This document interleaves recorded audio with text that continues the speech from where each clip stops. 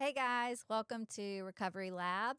We just wrapped our interview with Dr. Mark Hrymoc. Mhm. And it was a lot of it was about therapy, but we also talked about ketamine. And that's something that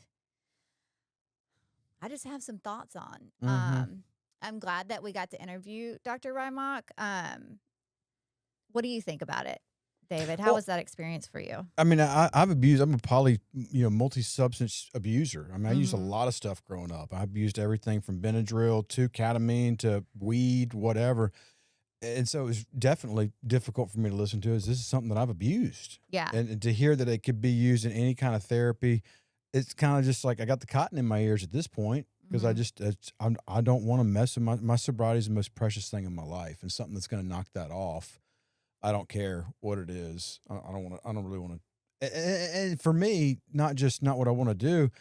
I want to be real careful. Am I spreading that around? I think that's why we want to have this conversation that you and I are having right now about like, is this something that we got to really let people know our Yeah. stance on this before we just put this out to the masses of like, hey, this is something you might need to investigate or talk about because it could have some dire consequences if for a lot of people. 100%. Yeah.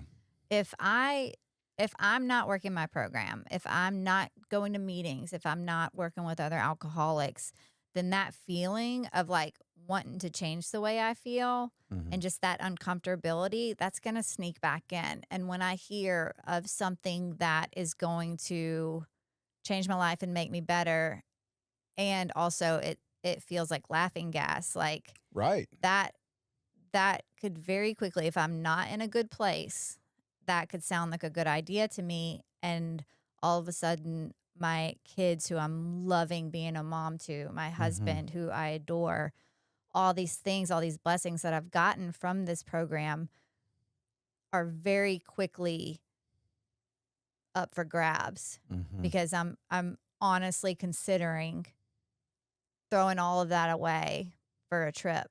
Because in my mind, it's going to be, oh, well, it'll just be this one time to get this healing for so and so, but I can 100% see myself having that experience. And I mean, I have it at the dentist. You know what I mean? And when I get like the Hmm. laughing, when I leave there, I'm like, God, that was fun. I wish I could do that No, more often, I'm you looking know? forward to my next colonoscopy. Like, come on, doc. You know? No, I get it. I get it. I just we want to just put that out there. People who are listening, at Recovery Lab, we want to talk about a lot of different things that are going to help people find a lifestyle, a recovery lifestyle that gets them out of the throes of addiction. For us, that's been the 12-step stuff. That's been a lot of therapy, a lot of hanging out with friends, a lot of church, and it has not been a lot of any of this other stuff that's coming to light. We do want to have those people on so we can kind of get their side of what they're seeing in the treatment world, but at the same time, we want big bold disclaimers out there that be very very careful. We're not condoning, we're not endorsing, we're not saying that you should do this. We're just talking to people about what things are happening, but we do not want people running around saying, you know what, meetings aren't working for me. I'm going to go dose this stuff. I'm going to go do these things. Yeah. Yeah. When I hear that, it makes me, I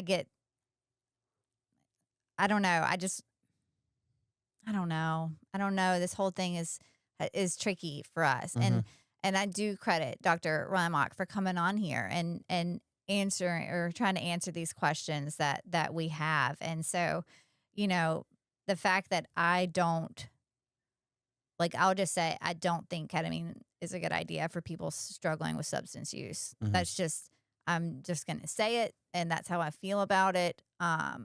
That's just coming from someone who I know it would completely throw me off course. Mhm. Um, that being said, I'm grateful that he came on here and talked about it as a medical professional. Mhm. Um, but I don't like it. Mhm. You know what? We're just glad that y'all are listening. And hopefully, if you do have strong feelings about this, or if you want to come on and talk about what your side of the story is or what you think about it, we'd love to have you come in the studio and be a guest on our show and talk to us about what your thoughts are on different modalities of recovery, or if you've had any experience doing any of what we've been talking about the past hour or what we're about to talk about the next hour. Please, reach out to us on Facebook, call Daniel Anderson at Audio Alchemy, And we'd love to have you on and talk about that. That's what we're here for, is to have a conversation about recovery, why it's important, how it works, and how to get it. That's what we want to do. 100%. And I think now more than ever, the tone is that we should be able to have open dialogue with people that we don't necessarily agree with, no matter what the topic is, And so it's safe to be able to do that and not come away just hating each other. So all respect to Dr. Hrymoc, and you guys, please like, subscribe, share our episodes. It really does make a big difference. I didn't know that until I started doing the podcast with these guys. And so now I start doing it with podcasts that I enjoy, because it really does make a big difference. So every like, every subscribe, all of that, we really, truly appreciate it. All right, you guys enjoy it. This is the Recovery Lab. Here we dive deep into the struggles, victories, and hope that stem from recovery. No shame, no judgment, just truth, grace, and inspiration. Let's walk this road together.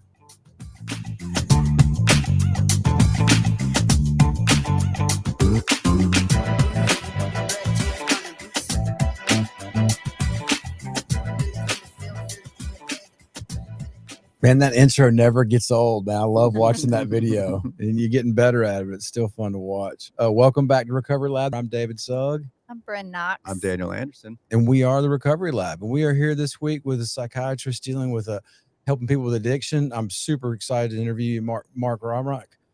Say hello to us, Mark. Dr. Mark. Hi, everyone. Thanks so much for having me. Yeah.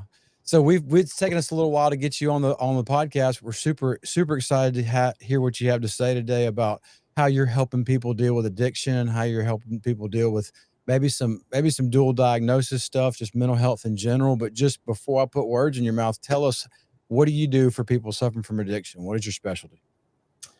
I'm a board certified psychiatrist and addiction psychiatrist specifically, which means I did more studying in treating addiction, and have been working for 18 years. Have worked in rehabs, mainly work in my private practice where I help people with detox on an outpatient basis, anti-craving medications, and also treating primary psychiatric issues, often depression, anxiety, insomnia, that might predispose a person to addiction or relapse. Yeah, I guess it's pretty common that when you see somebody suffering from addiction, there's always something else going on. It's never just, I can't stop drinking, partying, I want to stay out late. There's something. I know for me, it was, some trauma as a kid, divorce, separation stuff. So there's always a story that's fueling this stuff. So I guess you're not just going in there and saying, hey, quit drinking, come meet with me once a week, but really more like what's going on underlying what's happening. That's right. Yeah. The simple advice, quit drinking, would only work if a person had never heard it before or thought it before, which usually means that they've already heard it and they just haven't followed through with it. So that's what I help with. Yeah. So tell me what you're most excited about right now in your field. Continued work in addiction treatment. There's been destigmatization of addiction with each decade, so I am excited about that. In terms of your intro video, I also liked it too because it talked about getting rid of the shame and guilt that often keep people from seeking treatment and keep families even from reaching out for help for themselves too and their loved ones. So I would say destigmatization continuing is the main thing I'm continue to be excited about. Yeah, really cool. So I know whenever we'd booked this initially, you're doing a lot of different stuff. It's not just I guess cognitive behavioral stuff or addiction stuff, but you're doing a lot of multimodality. Tell us about some of the different things you're working on in your practice. Sure. One of the things that takes up a lot of my time is developing a ketamine therapy program within our practice. I think in general, there's some controversy in using controlled medications to treat anyone with addiction issues.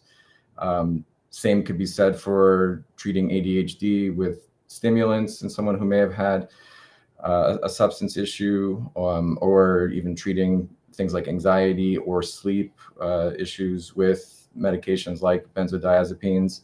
I think decisions like that have to be taken really seriously with a lot of respect for the person's substance use disorder. One of the first rules in medicine is do no harm. So a person does need to be evaluated thoroughly to make sure that they could be a candidate for a certain type of treatment. But if they've tried conventional treatments and they've not worked with close supervision monitoring, people may be candidates for treatments like that. Okay. What does that look like? If so, say you said nothing else worked, like what?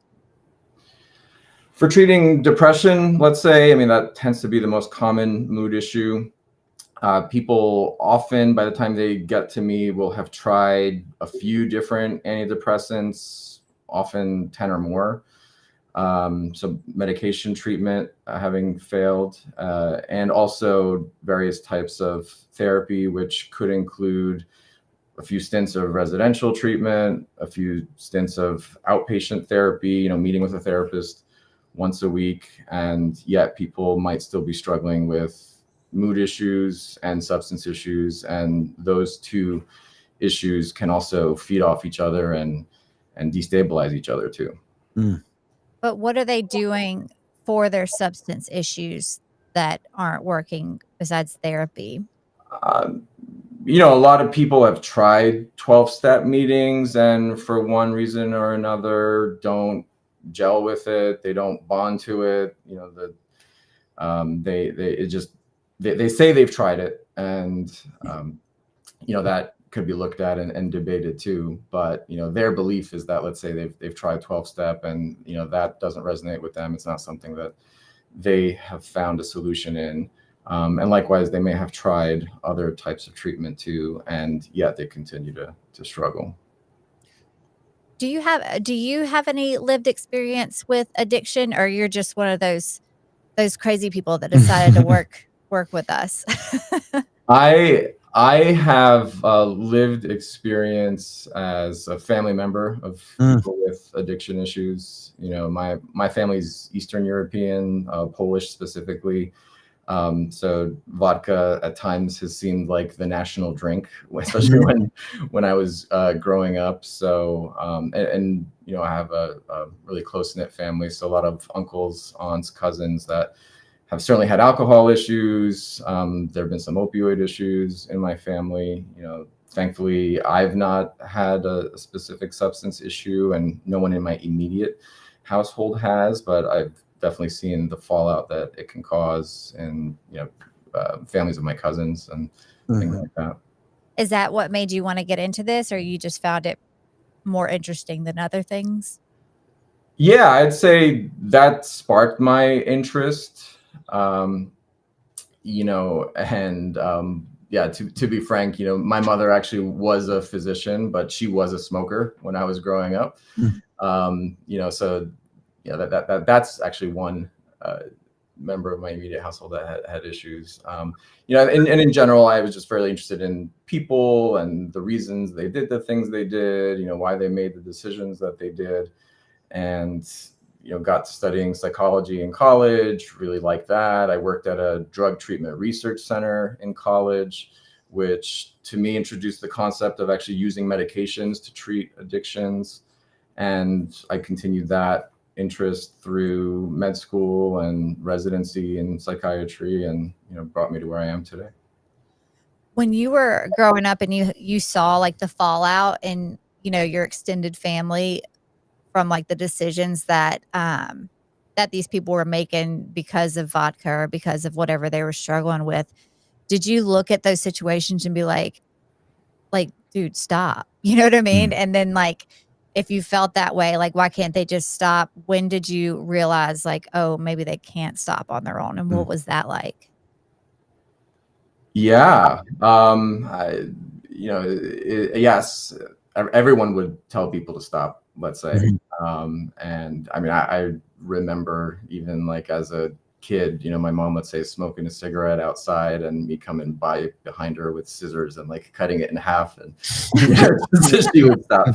That doesn't send a message to a person. So yeah, it's not the lack of messaging that is not is missing in treating, even family members or intervening on family members. Like they've gotten the messaging from various family members. So simple advice giving, as much as family members have a fantasy of it working, is really not enough. They do need to actually work with a mental health professional, I would say, to look at, the reasons and even assess their motivation, where are they at? And, we might not be able to make them determined to quit today or tomorrow, but if we even just move someone one step further towards the premise of like, maybe my life would be better without this substance, then that is a success. Yeah.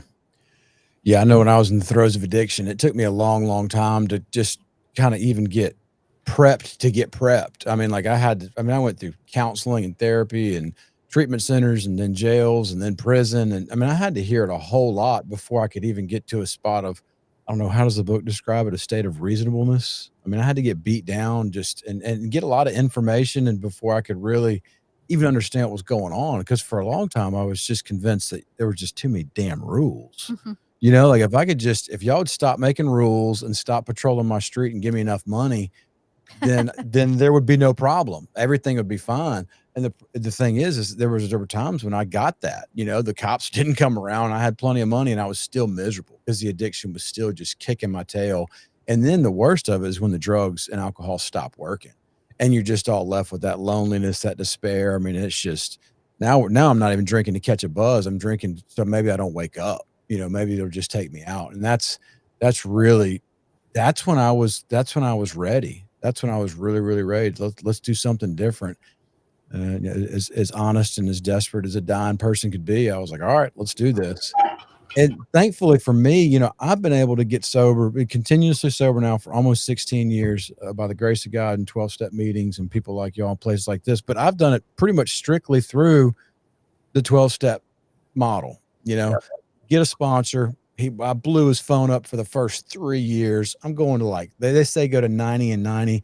I went to 3 meetings a day, and I was working a full-time job. When I wasn't working, I was in a meeting. When I wasn't working or in a meeting, I was working with somebody. I mean, I was just doing the deal. And no therapy, not because I didn't want it, because I didn't have health insurance. It wasn't going to happen. And I just kind of did it. So now fast forward 15, 16 years, and I start to see a lot of different stuff coming to light, like what you're talking about, kind of medically assisted treatment, whether it's going to be in the Suboxone realm, the naloxone, or what we might talk about later on, ketamine. And honestly, it kind of ruffles my feathers in a way, because I've done the work. I've done a lot of work unmedically assisted. Like I had parole assistance, I had law enforcement assistance, I had IRS assistance, but I didn't have any medical assistance. And so people were like, "Wow, this thing really works." Part of it might just be my ego. It might be my protectionist kind of outlook on what I think of as a 12-step program. I really want to kind of just save that and set it aside for people who are really serious about it. I don't want to adulterate it with, and also I get kind of freaked out when people are in meetings like nodding off from Suboxone. It's like, what are we doing here? So I got to say, I'm super excited to talk to you, because I see this is the trend. This is where we're going, and science is doing things that it's never been able to do before. But at the same time, my butt kind of puckers a little bit, because I'm like, man, I don't know if I want to hear this stuff, because I want everybody to have what I've got. And what I've got is just like nitty gritty 12-step in the trenches, working with drunk sobriety. So I'm coming into your office right now, and I'm telling you that I've been sober for a little while, or I've tried to get sober. It's not really happening. Sell me on your practice. Sell me on that, instead of just spinning me around and saying, here's a meeting sheet, go to 180 meetings in the next month, find a great sponsor, and do what David did. Sell me on that. Yeah. I first just acknowledge that they've tried 12-step, and 12-step works for many people. And I love 12-step. And for people that can bond to it when they're ready, might also be another thing. It can help like no other treatment, right? But now that you're telling me 12-step, hasn't worked for you, you feel like you gave it the college try that you should, then we need to do some type of psychosocial treatment. something that gets you thinking and talking about things. So if not in the rooms of 12-step meetings, then, what could work for you? Is it group therapy led by a therapist? Is it individual therapy, like maybe just one-on-one? That's usually the thing that gets people the most engaged, because it is kind of a one-on-one setting. The attention's on them. They're actively participating in it. Maybe even when they've tried 12-step, they've been in the back of the room and not fully participated, but they'll still think that they did. So very often it's some part of like psychosocial treatment, something that gets a person thinking and talking about the reasons that they use, the depression or other mental health issues that they have, and how they've treated that. And then also looking at, do you have a mental health condition that could benefit from a certain medication treatment too? So, very often people will have some amount of depression or insomnia that they are self-medicating.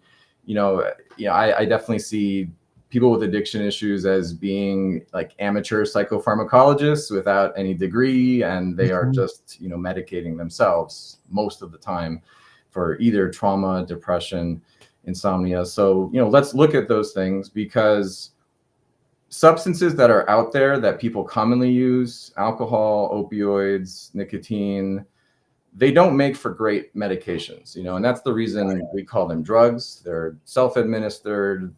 They're not evaluated by a professional, because honestly, if a professional was going to look at those medications, like alcohol, for example, being still the most common one, it's very short acting. It's very potent.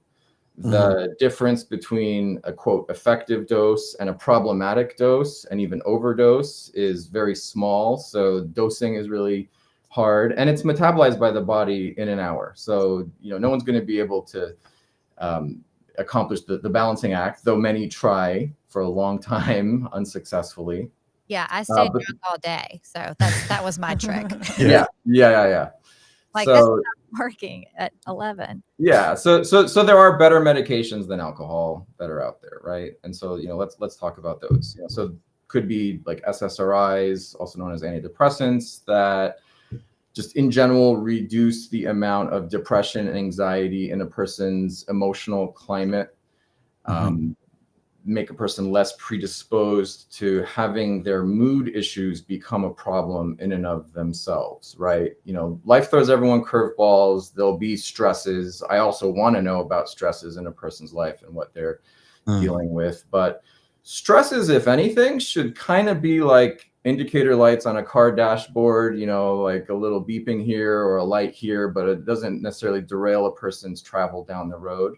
So, sadness, frustration, anger, negative emotions that we feel should actually inform you about your psychological environment and help you make decisions that will get you out of a bad situation and improve your life going forward. But when that depression or other mental health issue gets so bad that it starts becoming a problem, it even starts holding you back from being able to address the current stresses that have brought you to this place in the first place, then that's when we start calling it a disorder, something that is a medical issue that deserves an actual treatment.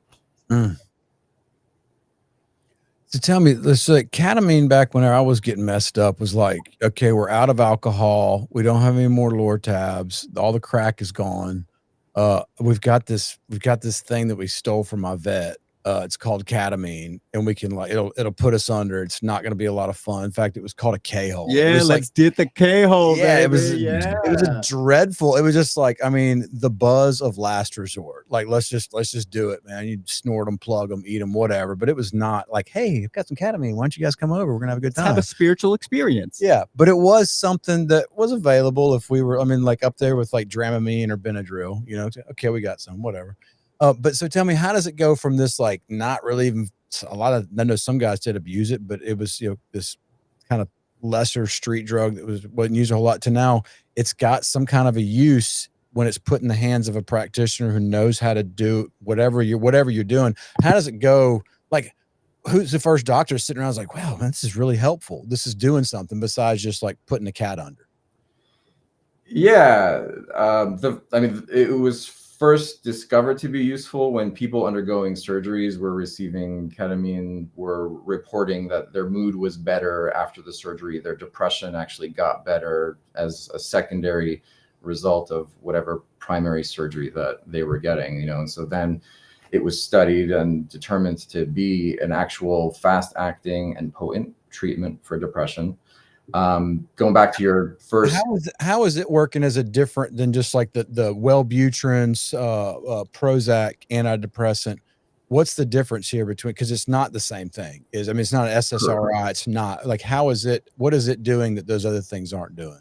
Yeah, it works on glutamate. It is a glutamate blocker, glutamate being a stress hormone, a neurotransmitter that's in the body that when blocked can increase dopamine, also improves mood as a result of that, also stimulates BDNF, brain-derived neurotrophic factor, which I think of as your body's own healing and growth promoting factor for brain cells, so it makes brain cells thicker and more branchings between brain cells. If we think of depression as a condition where there's a depressed amount of activity in certain parts of the brain, ketamine helps restore that. And it does it quickly. Stimulating some growth. Yeah, stimulates neuron growth. Yeah. Okay. So people are using this for surgery and they're coming out of it and they're saying, hey, I feel like, I guess they're doing a post-surgery or post-procedure kind of interview or whatever. Hey, how you feeling? What's going on with you? And people start reporting like, I actually feel a lot better. I never even noticed my spleen was removed. And they're like, oh, great. What's that about? Well, so maybe it's this ketamine stuff. And so people like you start running some tests on it, start saying, all right, this is actually working for some depression stuff. And they start doing more and more research. And now you're using it in a clinical setting that's not to put you under, that's not for a surgery thing, but it's actually as a basis for some sort of therapy.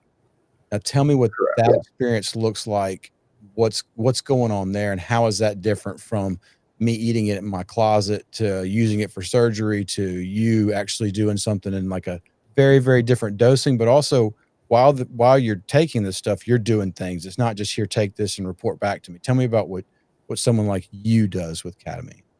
Yeah, the vital difference is the context. There's a difference between a medication and a drug, right? So you describe people using it as a drug in the recreational setting for recreational reasons, not specifically trying to address any even mood issue, and they're also prescribing it to themselves in conditions that are potentially dangerous. You mentioned like when the alcohol runs out, so there's already alcohol in the system and that sort of thing, as opposed to like a medical context. There's a full good faith psychiatric evaluation, which is a 1-hour visit where we talk about the current issues as well as like past history, looking at past attempts at treatment too, because it's not just given willy-nilly to anyone who says, oh, I'm depressed. It is a powerful tool, and one of my mantras is a powerful tool is capable of a lot of good, but it's also capable of a lot of bad. So the way we wield that tool is vital, and we have to have like a healthy respect for it. Well, can I interrupt you there and say, how do you know it's not being given out willy-nilly? Like maybe you're not, but is every medical professional operating at that standard of not just giving it out? Sure. Yeah. I would like to think that they aren't, but there are bad actors out there for sure. So yeah, there are, pill mills, right?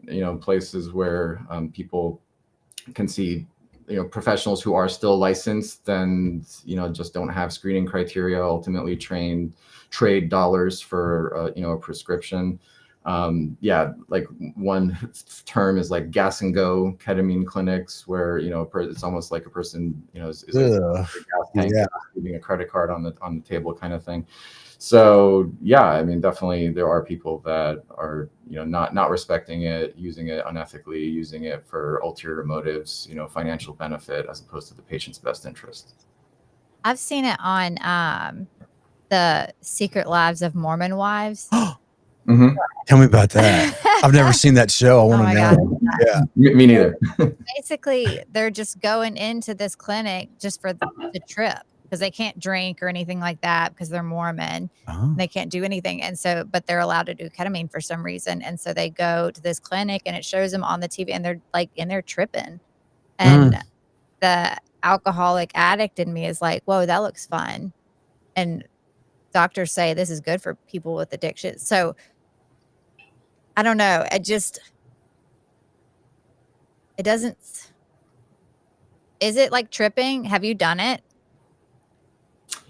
I would say it's considered like a dissociative anesthetic with psychedelic properties. So Okay, that sounds like a fantasy for people like me. So yeah, it's not a classic hallucinogen. It's not like LSD or psilocybin mushrooms. It's actually a lot more like nitrous oxide or laughing gas that many people may have had in a dentist's office. So yeah, a person feels, sort of lighter, like they're maybe daydreaming. A lot of people describe it as like lucid dreaming. They may even forget that they're in a doctor's office. They may feel like just kind of like immersed in their thoughts, even think that they're like a million miles away for the time that the treatment is happening, which is, between the infusion, the IV actually drips for 40 minutes is the standard. And then it takes about an hour to kind of fully come out of the effects. It is a sub-anesthetic dose, so a person is not knocked out. They are breathing on their own. They don't require intubation or anything like that. They are conscious. If you tapped on their shoulder or spoke to them, then they would respond. They'd even be able to walk if they needed to. But for the treatment, they're lying down. In our clinic and most clinics, we have them wear eye shades to actually even get more into the experience, listening to music as well, because it works like biologically as a medication, but there is a belief that it works experientially. A person does go somewhere within their mind, people call it a journey, and can have like sort of a different perspective on their lives, maybe even like a quote, more objective way. They may not react as reflexively to pain or trauma. They may be able to work with things that have happened to them and the emotions, memories, feelings associated with it in a way that maybe they can't in their ordinary state of consciousness. And so this is where the concept of like ketamine assisted psychotherapy can be relevant to, where a therapist actually will sit with the person and sort of guide them through the experience, make relevant connections during the treatment, and even note what things a person says during their treatment to present it back to them afterwards, a few days or a week later, in what's called an integration session, where a person integrates the journey that they went on and in an attempt to make the most sense of it that they can implement as something positive in their lives and get better psychologically as well as biologically. Okay, I have more questions. Sure. So I know that you know way more than like any of us do about, the human brain and the psychology of all these things. As far like going back to like the big book and the 12 steps of Alcoholics Anonymous, have you in your training and in your schooling and all that kind of stuff, did you ever have to go read through that book? Yeah, read through the book, went to meetings, done like internships in treatment centers. Yeah. Nice. Okay, so when it's talking about like the phenomenon of craving and what we experience when we put something, mind altering into our body or whatever, how does an addict deal with that when they leave the clinic and they've just been on this what sounds like a really good time?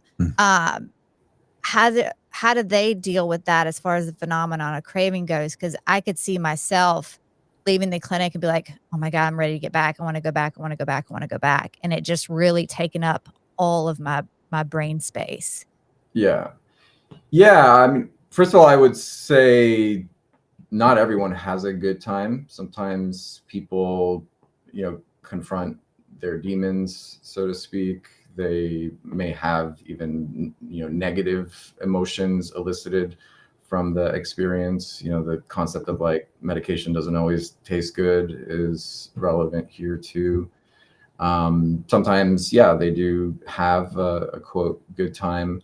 I think the context is really important. The person will differentiate, and in order even to meet to be in that clinic setting, in our clinic, they will need to have established like a good reason for being there, and we're trying to treat something here. We are not just trying to facilitate an escape from ordinary life. And these are questions that we check in on in every meeting with patients too, like were there any cravings or anything unsettling brought up by this experience.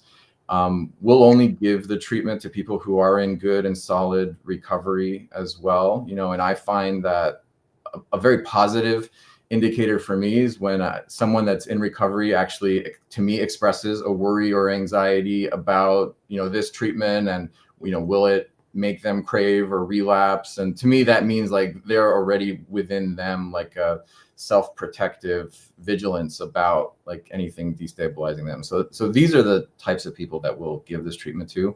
Yeah, one of my basic mantras is I never even want the perception that ketamine is a part of someone's cycle of abuse, and so that's to me like the criteria that I would use. And if I'm not sure, then I won't proceed down that route. There's a whole bunch of other routes. There's always other medications. There's TMS, transcranial magnetic stimulation. There's other types of treatments for depression besides ketamine. I had a sponsee when I was living in Austin, and she, we were trying to get through the steps, and she wasn't like in the best place, and someone told her about ketamine, and immediately she was like, she let me know, she's like, hey, I'm gonna go try this. And because she was just looking to like change the way she felt, and she got so completely addicted to it, and her life just went really downhill quick. And then she ended up back in treatment, and now she's back to work in the steps, and has really improved her life so much. And so it scares me, this whole ketamine thing. It just scares me. Yeah. How many people have you done this with?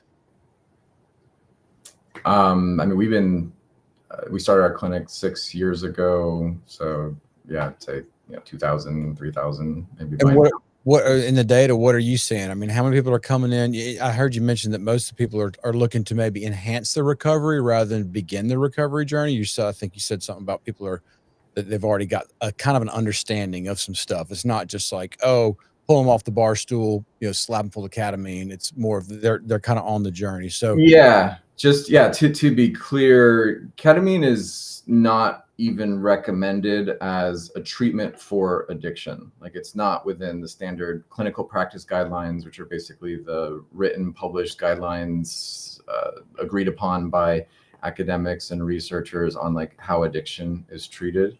It is used as a treatment for depression specifically. So yeah, pulling someone off a bar stool, giving the ketamine, there's an implication there that it'll treat their addiction, and that's not what we would use it for. Like, we would only use it if someone has depression that's treatment resistant. So that is one of the criteria for ketamine as a treatment, is that a person has tried and failed at least 2 different standard antidepressant medications.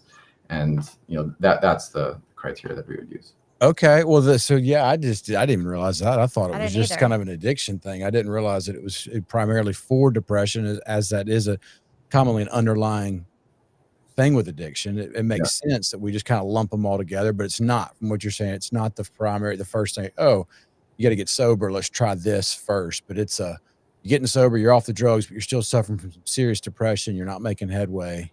Correct. Maybe you're relapsing, you're drinking, but it's normally what you're saying to deal with that thing, that depression thing. So come in here and try some of this. So of the 2,000 people that you've tried, you've mentioned that there's the experience is not necessarily the same for everyone. There's some people who might have maybe a giggle or two, maybe a good time, however we want to describe it. And some people come out maybe not having such a good time. Are you keeping track of, do you make a note of like how many people, how many treatments, what those experiences were like. Were they positive? Were they negative? Were they illuminating? Did they cause a craving like response? Like, what are you seeing in the history?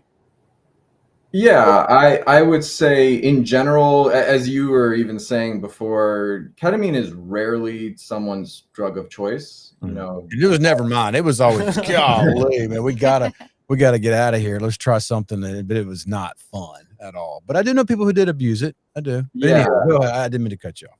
yeah, no worries. So you know, ketamine, hallucinogens are another category of substances that are rarely someone's drug of choice, but it definitely can happen. And so that's not to say that certain people may have cravings being triggered by ketamine, or maybe it could be a spark that sets off a relapse. I never say never. And I think that's a sign of respect for the medication too, to know that like there's some non-zero possibility that, like you were saying, your friend kind of had a relapse set off by it. So it's rare, incredibly rare. I maybe heard of one person in the 6 years that we've been doing it that developed an issue, and at that point we stop and shift gears and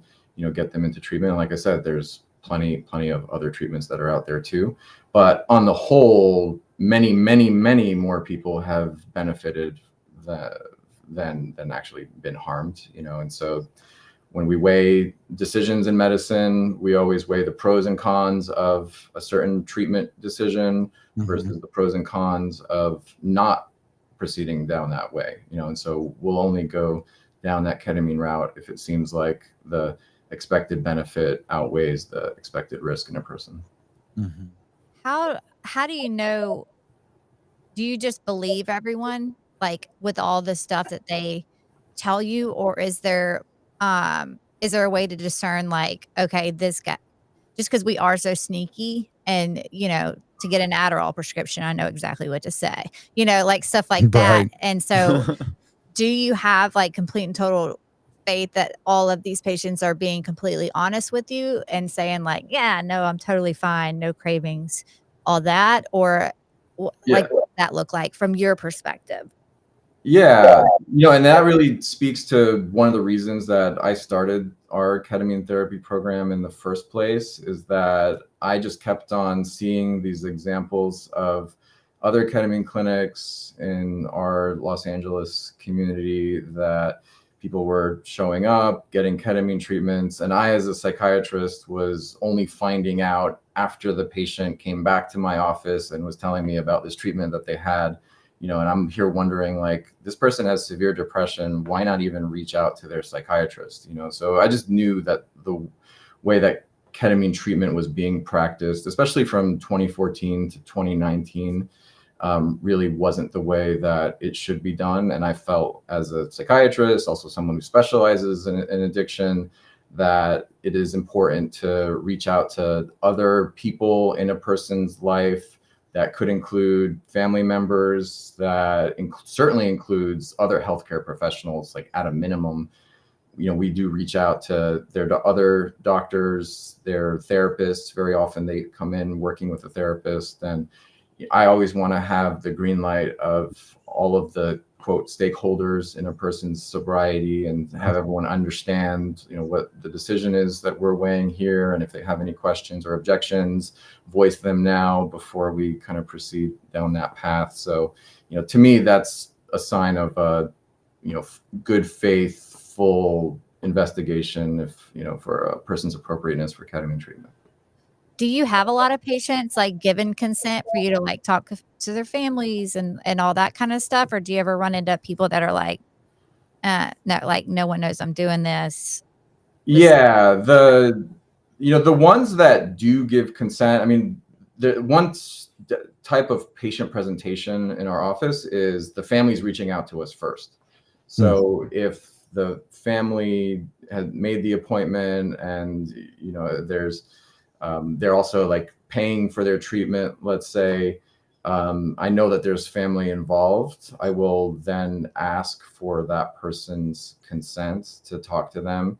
And if they're an adult, they have the right to give it or not. But if they don't give it, then I also have the right to say, I'm not comfortable providing that treatment. Maybe we can try this sort of standard treatment. But for me to give this sort of treatment, and honestly, it goes, like I said, to controlled substances being used for other conditions, including Suboxone for opioid dependence. David was saying, people nodding off on Suboxone. I mean, that's, to me, a bad outcome. That should never be. Or the other stimulants for ADHD and other meds for sleep and all. Excuse me. So what do you do with somebody like me who's come in? I've had sobriety. I've been doing the deal, but I'm wrestling with some issues that are lingering. They're not going away, whether it's depression, anxiety, maybe some bad sleep. And you say, look, I really want to put you on these 2 medications to help you with your mood swings and to get you some sleep. And I think that, once a month treatment like this would help. The ketamine would probably help. And I'm just like, no, I don't want to do it. I don't want to be on meds. I don't want to be on meds. What other treatments, modalities, whatever it is, are you using to help somebody like me? Therapy is a big one. There's a lot of research out there, certainly for mild to moderate mental health issues, that therapy is just as good as medications. The saying in psychiatry is medications work, therapy works, but it's actually the combination of the two that yields the most potent result. So, I'm a huge fan of therapy. I think of therapy equivalent for your psychological or spiritual self, like what exercise is to your physical body, and I think for some of our listeners though that have not been to therapy, they might have just been to a bunch of 12-step meetings. And just like exercise, there's a lot of different types of exercises. Tell us some of what are the different things that are non-medicine based therapies that when you talk about therapy, whether it's talk therapy, whether it's CBT, whether it's actual EMDR, but tell us our listeners a little bit about what those might look like and what those do. Yeah. Therapy usually consists of a once a week meeting with a licensed healthcare professional, which could be a psychiatrist. It could also be a MFT, marriage and family therapist, LCSW, licensed clinical social worker. So many different types of healthcare professionals practice psychotherapy. So they come into the office, or actually since the pandemic, most often it's via Zoom. There's a 1 hour meeting where a person talks about their issues. There's specific target symptoms that are come up with that are going to be targets for the treatment. So it could be depression, it could be insomnia, anxiety. Those tend to be the big 3 that people are struggling with. And then what were the big 3? You say insomnia? Depression, anxiety, insomnia. Okay, so that's kind of the trinity, the whole of the problem trifecta right there. And I'll tell you, in my sobriety, that's the things I've wrestled with the most: anxiety, depression, and then just bad sleep. Go through long periods and not be able, and then once that goes off the rails, man, I'm toast, dude. I'm done. Right. So we see that over and over again. So we're doing different forms of talk therapy that can sometimes address some of those things. Yeah. So we look at the consequences that those things have in a person's life. How do they hold a person back? And the goal of treatment in general is to remove those as obstacles to their full functioning. Psychiatry, mental health treatment in general is about improving a person's functioning and making sure that it's not impaired by their depression, anxiety, or insomnia. They may have appropriate feelings of sadness or, some amount of difficulty sleeping, but honestly, if it takes less than half an hour to fall asleep, we don't call it insomnia. We say that's normal. Or if a person has sadness or grief after a loss, we also don't pathologize or label that as a problem. We allow the space for people to have normal human emotions. So I think that also needs to be recognized, because one of people's main concerns is, am I going to be numb? Am I going to, or they might even say, like, I don't want to feel anything, and so that's not the goal of treatment, and it's important to clarify that with the person before proceeding too. Yeah, what do they say in the program? They say the good news is you're going to get your feelings back. The bad news is you're going to get all your feelings back. Yeah. Like it can be a lot sometimes. Be a whole Yeah. lot. And so therapy could be about coping with those feelings. Maybe they didn't have a great upbringing with parents that were emotionally attuned, and even asking them about like, I see that you're sad. Tell me what's wrong, Johnny. Emotional attunement is arguably one of the most important roles of a parent to a child, and so if they're not shown how to identify their feelings, evaluate what those feelings should be advising them to do or not do, and then figuring out how to metabolize those feelings, how to process them, how to turn the appropriate things into action. Like the serenity prayer is honestly something I use even for the treatment of mental health issues, to know the difference between the things that you can do something about and that you can't. If it's things you can't do something about, then working on a sense of peace and accepting, or escaping a bad situation could be the resultant advice. Or if a person is able to do something, to have the courage to be able to implement those changes in their lives. Wait, can you talk a little more about the emotional attunement and parenting? Like, what's a real life example of that? I need all the tips I can get. Yeah, a kid, kid lost their lunchbox, and it was their favorite lunchbox, and they're sad. If the parent says like, "Stop crying, it doesn't matter," the message that they're going to get from that is, I can't feel my feelings. That thing doesn't matter to my parent, even though it matters to me. I must not matter to my parent, and I don't amount to much. So that we would say are like kind of logical fallacies, the downstream effects of a parent that is telling them that, stop your crying, it doesn't matter. So what should they say instead? Oh my gosh. Yeah. Like, oh my gosh, I'm so sorry. That was your favorite lunchbox. I know that it was. It's so sad. Let's figure out what we can do about it. Maybe we can go back to your school, retrace your steps, maybe call the school. Is there a lost and found? That sort of thing. If it's gone forever, maybe we can figure out another solution, either getting you another one or brown bagging it for a while. I mean, just kind of diving into it with them. Yeah, and showing them that negative emotions are actually the first step of a path that could lead to resolving a problem, and their emotions do matter, and they do matter. Their experience of it matters. I like that. Yeah. That's cool. Yeah, I know I'm about to ask an Eskimo who needs ice, but from what you see working in the addiction field, and you said you've been to a bunch of meetings, I'm sure you're as deep as your education went. You've been in a lot of like 12-step style meetings. You've been around a lot of people that are in recovery, but based on what you see, people who are just in recovery in general, how many of them do you think, like on a scale, probably need to be working with a therapist on an ongoing, kind of as a part of, just like meetings for me are not of this month thing or next month, they're going to be a continuation of my life, just because that's where it's gotten. How many people in recovery do you think probably need to be working with a therapist as an ongoing, just a piece of their mental and emotional well-being?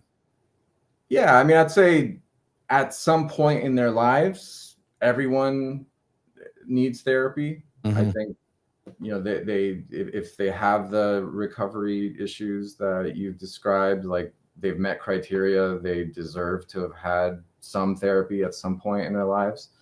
Many people will do therapy for a while, 6 to 12 months, and then kind of take a break for a while because things are going okay, and then go back into therapy periodically, kind of on and off throughout the years.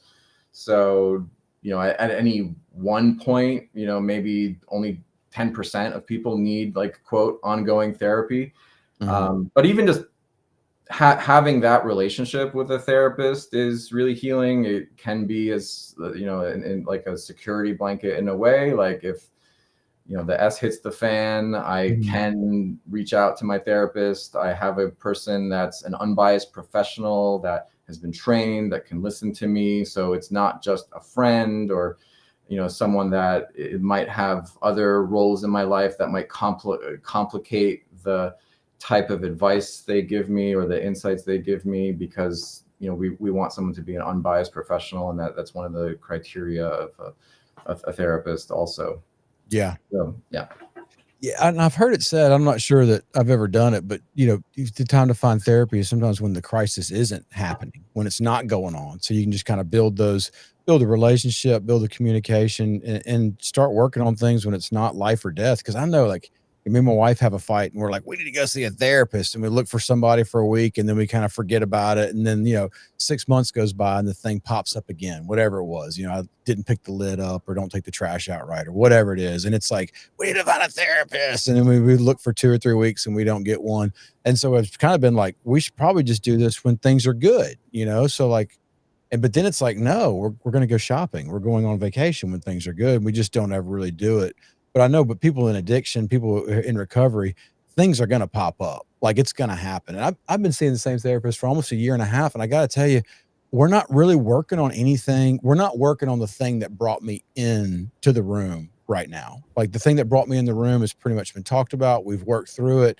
I've worked through it. I've learned from it. But now I'm pretty much doing it to maintain the communication and to have him there if something does pop up. And it is nice to have somebody with just ongoing dialogue that's just kind of happening. So I really appreciate just therapists in general that are willing to go on that long haul with people instead of the one and done, here it is, we're going to slap a fix on you. Because I really think that most of this stuff, we hear it said over and over again, the opposite of addiction is connection.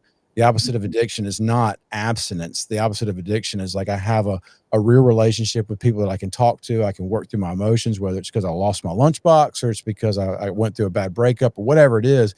People are listening to me and I'm talking. And I think that's another level of our kind of reticence to some of these medications, is that what we're looking for is not a chemical connection, although they might be helpful. What we really honestly, really, really yearn for is that personal connection with another human being.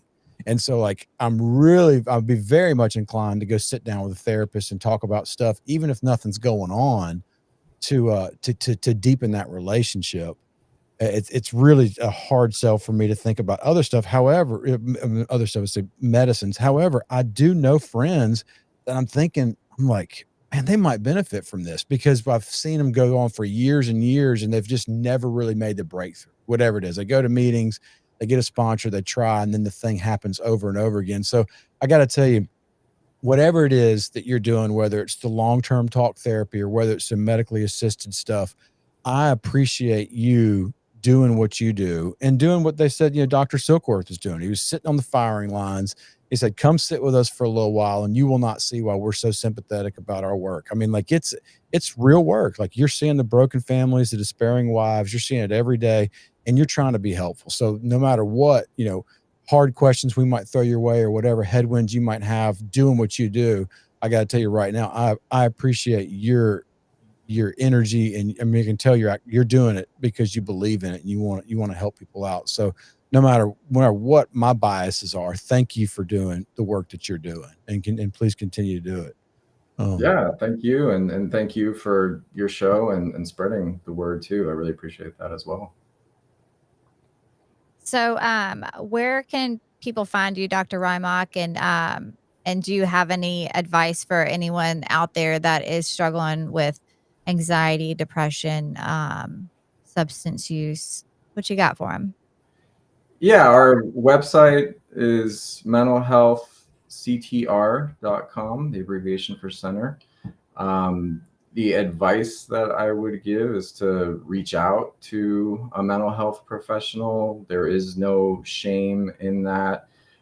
Everyone has issues. Honestly, I believe it's part of the human condition to have stresses and problems in your life. and even just getting a checkup is a good idea. That even reaching out doesn't mean that you're committing to take a medication. It really just means you're getting an assessment by an unbiased professional who is mainly looking out for your interest to help remove unnecessary self-limitations or limitations imposed by depression, anxiety, etc. in a person's life. Before we go, sorry, we're supposed to close out, but I have one more question. Sure. Do you ever, as like a medical professional, does the aspect of like spirituality ever come into play as like a solution? I just know, like personally, as a Christian, like the more aligned my life is with God and his will for my life, and the more I'm communicating with Jesus in my life, the not necessarily the better the circumstances get, but the better like my depression is, the better my anxiety is, you know, all that kind of stuff. Is the medical community, did they what's your thoughts on that? Because do they recognize it Yeah. as something that's beneficial in a person's mental health? I hear you asking, and I'd say yes. The answer is yes. I would consider it a support to a person that maybe a person without religion doesn't have. It doesn't mean that every single person needs that support, or it's my job to instill that type of spiritual support in a person. But if I see evidence of it and it's something that's helping them along their path to healing and recovery, then I'll encourage it. Yeah. Yeah. All right. Well, thank you so much. And thanks for letting me ask all the questions. I always have a bunch of questions, and thanks for allowing me to be honest with my feelings about it and just being open to answering those. And like David said, we do appreciate, you know, what you do, and we know that you are going to help a lot of people out there. Of course. Yeah. Thank you so much for all your great questions. I really enjoyed talking to. Yeah, thank you for giving us the time, doctor. It was really I know you got a lot of it. You could be billing for this. I'm sure you could be billing somebody for this, and you're coming and donating your time to get this message out. Anything else you want to share with our listeners before we go? You know, I hope that everyone is able to be everything that they can be, that they are not held back by unnecessary depression, anxiety, other issues, and that they can enjoy full, healthy lives, which include full, healthy relationships and a career or path of study, you know, something that gives people meaning in their lives and reasons to wake up and look forward to living every day. There you go. I love it. Thank you so much. All right. Thanks, guys. Yeah.